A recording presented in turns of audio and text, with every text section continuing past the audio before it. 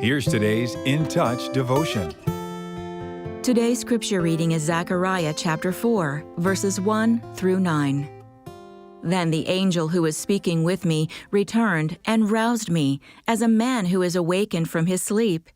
He said to me, "What do you see?"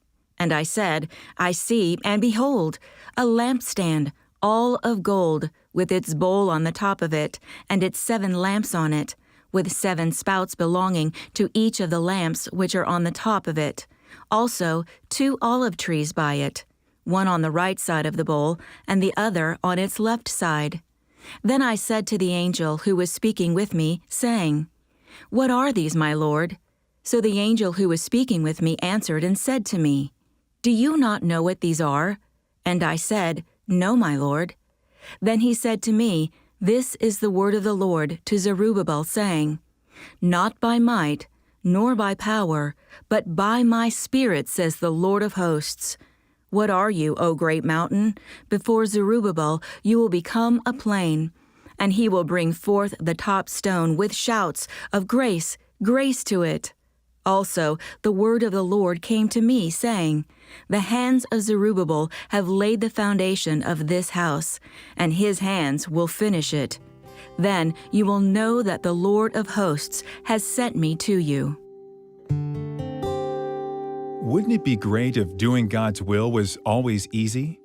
But at times we encounter obstacles.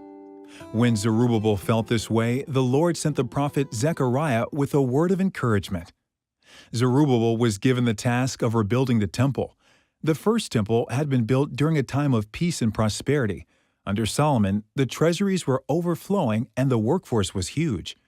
But the situation was quite different when the Jews returned after 70 years of Babylonian captivity. Now they were few in number. Their enemies kept attacking. Jerusalem was in ruins, and resources were limited. In today's reading, Zechariah's message to Zerubbabel contained 2 principles that strengthened him. Number 1. We are to face our tasks in the power of the Holy Spirit. The Lord's work can never be done with human strength. His indwelling Spirit must empower us with the wisdom and energy to accomplish His will in our life. Number 2. When God calls us to a task, He assumes the responsibility for removing any hindrances. When we're tempted to give up, it's time to look up and see the obstacle through His eyes.